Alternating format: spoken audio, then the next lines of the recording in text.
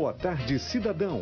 Oferecimento: Supermercado Nordestão e Drogaria Saúde.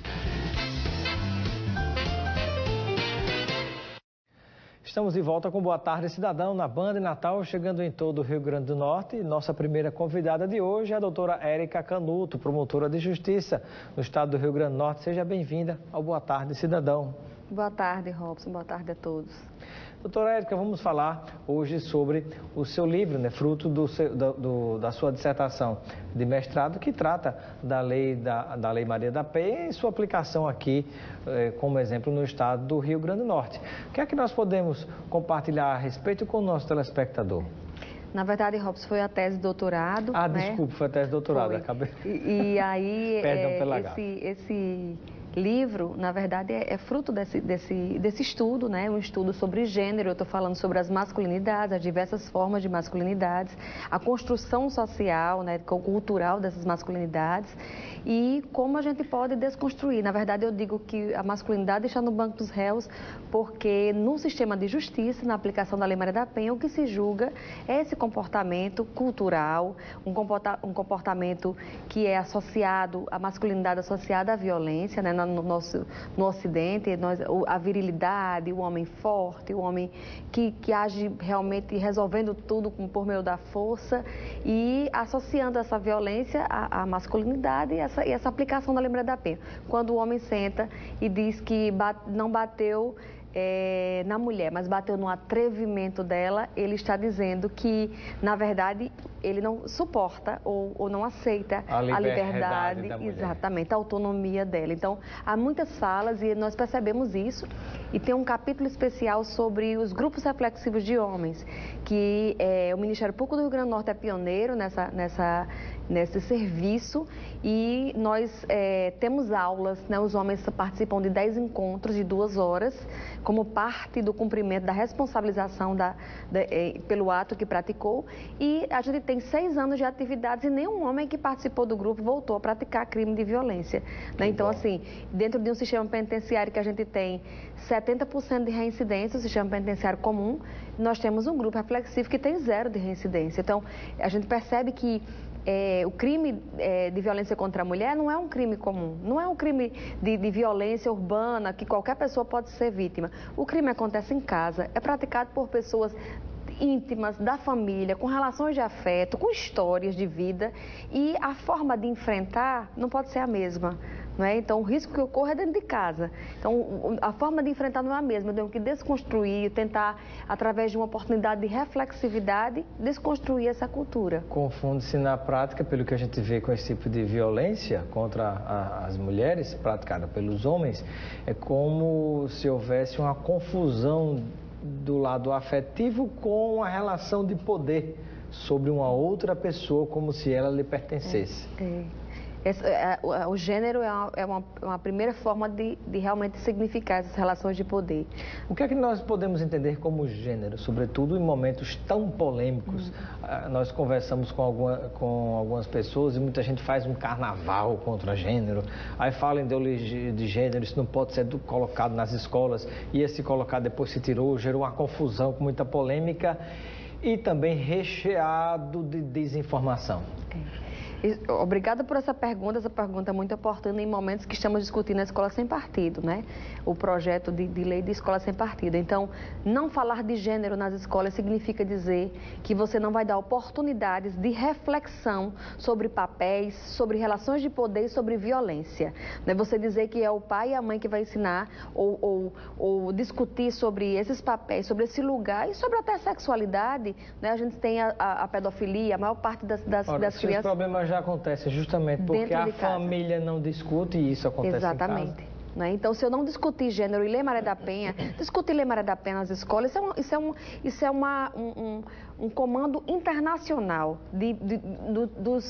das convenções internacionais de que o Brasil é signatário. Então, há um comando constitucional que nós temos que desconstruir esses estereótipos de gênero. E a gente faz isso nas escolas, né? Não é só na família. A família também é uma oportunidade nas instituições, na imprensa, mas principalmente nas escolas, no processo de formação. Há meninos meninos e meninas que começam a namorar e o menino já pede a senha do Facebook, já tem um controle sobre o corpo da menina, sobre onde ela vai, com quem conversa, se tem redes sociais ou não. Então, tudo isso tem que ser conversado, né, para evitar justamente essa masculinidade no banco dos réus.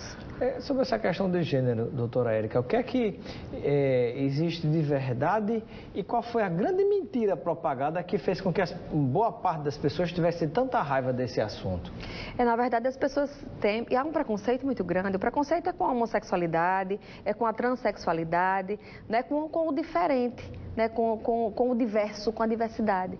Na verdade, falar de gênero não tem nada a ver com a sexualidade. O diferente incomoda. Incomoda. Mas a gente tem que separar o que é gênero, o que é orientação sexual. O gênero são os papéis, é como eu ajo no mundo, como eu me comporto. Então, tudo da forma que eu me comporto, da forma que eu me visto e como eu atuo no mundo, eu sou associada ao gênero feminino. Né? Então, isso é uma associação em razão da conduta e não de sexualidade. Porque a sexualidade é uma outra história, isso é uma coisa que tanto faz você ser homem ou mulher, a sua orientação sexual, o desejo, ele vai para isso aí na verdade, é uma condição, a pessoa, você não tem como determinar. Né? Então, assim, e não tem associação com o gênero. O gênero é dissociado completamente da orientação sexual. A orientação sexual, você pode ser mulher e gostar de homens ou de mulheres ou dos dois. E, na verdade, se identificar, é identidade. Gênero é identidade. Se você não falar de gênero, você está minando a sua própria identificação. É como eu atuo, é como eu penso, é como eu me comporto no mundo. E cada um com a sua própria individualidade que deve ser respeitada. E eu gostaria de saber, doutora Érica Canuto, promotora de justiça, que lançou esse livro, né, que é A Masculinidade no Banco dos Réus. Vai lançar dia 29, muito bem. Vai lançar dia 29, quinta-feira, A Masculinidade no Banco dos Réus, um estudo sobre gênero, sistema de justiça penal e aplicação da Lei Maria da Penha. Eu pergunto a respeito da sua exposição inicial. Você falou que existem vários tipos de masculinidade. Quais seriam esses principais tipos?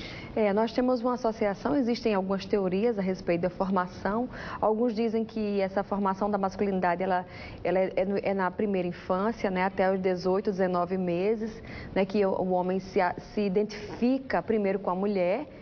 Ele é criado por mãe, por professora, por avó. Então, ele há uma identificação, uma aproximação com a figura feminina e em algum estágio da vida dele, na fase adulta, ele vai se distanciar e pelo fato dele ter sido dominado, né, é uma teoria, dominado a vida inteira por mulheres, ele passa a dominar mulheres. Né? Há uma outra teoria que fala da masculinidade hegemônica, que existe um tipo ideal que os homens mais ou menos se aproximam ou se distanciam, né, que é o tipo do homem viril, do forte, do que não leva desaforo para casa, do que não chora, do que não tem medo de nada, né? Então é um tipo ideal, né? Como todo tipo ideal, a gente não tem um exemplo específico e talvez ele nunca venha a existir, né? Esse tipo ideal. Segundo mas ele, Weber. Como Weber, né? Mas você se aproxima ou se distancia desse tipo ideal. Há várias teorias, a teoria do patriarcalismo, a teoria do capitalismo, a do contrato social, da vitimização, da psicologização. Então eu discuto essas masculinidades, essas formas de masculinidades, o novo homem, o homem em crise, né? A masculinidade em crise, o homem que vai para a barbearia, o homem que se cuida, o homem que se depila.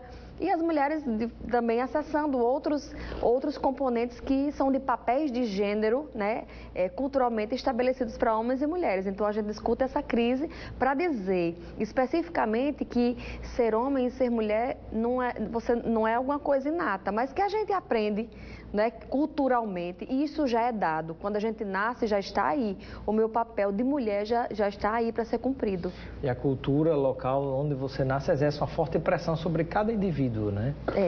Muito bem. Doutora Érica, fantástico esse livro, né? Estaremos lá na próxima quinta-feira, data, hora e local do lançamento do livro. O lançamento será na sede da Amperne, que é a Associação do Ministério Público, que fica na Amintas Barros com a Xavier da Silveira. Não, aquela outra depois. Próximo ao quê?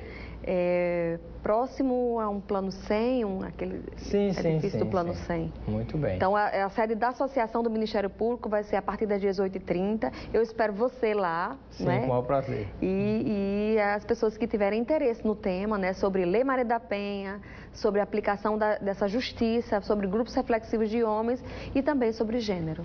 Ok, muito obrigado pela sua presença e receba o kit de produtos Lucena para você aproveitar com seus amigos e familiares. Obrigada. Muito obrigado pela sua presença. Obrigada. Daqui a pouco, depois do intervalo, voltaremos conversando com o vereador de Natal Fernando Lucena, do Partido dos Trabalhadores, a respeito da licitação dos transportes públicos. Vai melhorar ou vai piorar? Daqui a pouquinho vamos saber a resposta.